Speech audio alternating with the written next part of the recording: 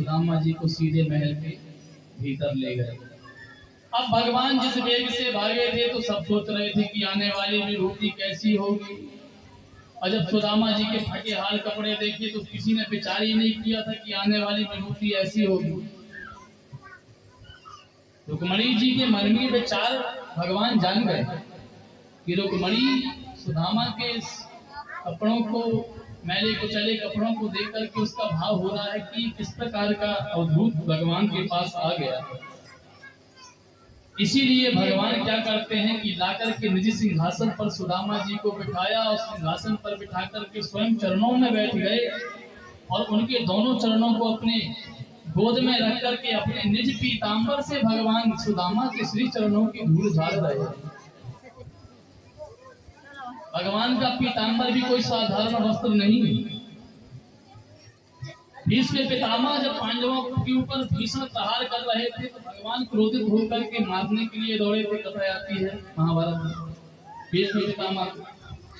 तो भगवान ने प्रतिज्ञा ली थी कि हम शस्त्र नहीं उठाएंगे, और भगवान ने जब अपनी प्रतिज्ञा तोड़ी तो ये पृथ्वी कांप गई, सृष्टि विनाश की ओर जाने लगी। उस समय भगवान का पीतांबर जमीन में गिर करके पृथ्वी को संभाला उसने। भगवान के वस्त्रों में भी वो पावर, वही उसी पीतांबर से भगवान आज जो है सुदामा जी के श्री चरणों की धूल झाड़ रहे हैं। धूल झाड़ते झाड़ते भगवान के हाथ सुदामा जी के तलबों में चले गए।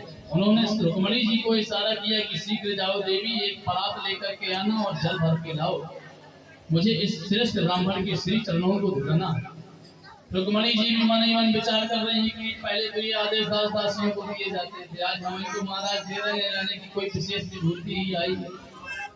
वो भागी भागी गई परात लेने के लिए, जल लेने के लिए। तब तक सुदामा जी के चरणों में हाथ गया भगवान का, तो उनकी बीमारियां फटी थी और उसमें अनेक कंकड़ और कांटे चुभे हुए।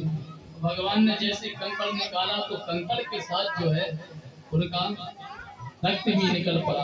और जब ऐसे रक्त रंजित प्यारों को सुदामा जी को भगवान ने देखा तब उनका हृदय विदीर्ण हो गया। काहि बिहाल विवायन सो पद कंटक जाल लगे पुनि जोए, हाय सखा दुख पाय महा तुम आए ते न किते दिन खोए। देख सुदामा की दीन दशा करुणा करके करुणा निधि रोए, और पानी परात को हाथ छियो नहीं, नैनन के जल सो पग धोए।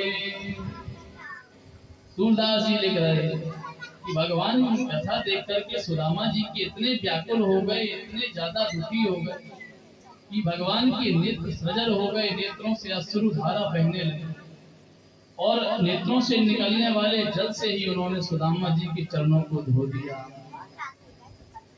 इस पर भी विद्वानों ने भाव प्रस्तुत किए कि सुदामा जी ने चरणों को भगवान ने विचार किया, मैं किस जल से धुलूं? यदि गंगा जमुना से धोता हूं तो उनका प्रादुर्भाव तो स्वयं मेरे चरणों से ही हुआ, और इस दिव्य ब्राह्मण के चरणों को धोने के लिए मैं अपने चरणों से निकला जल तो नहीं लगाऊंगा। इसीलिए भगवान जो है अपने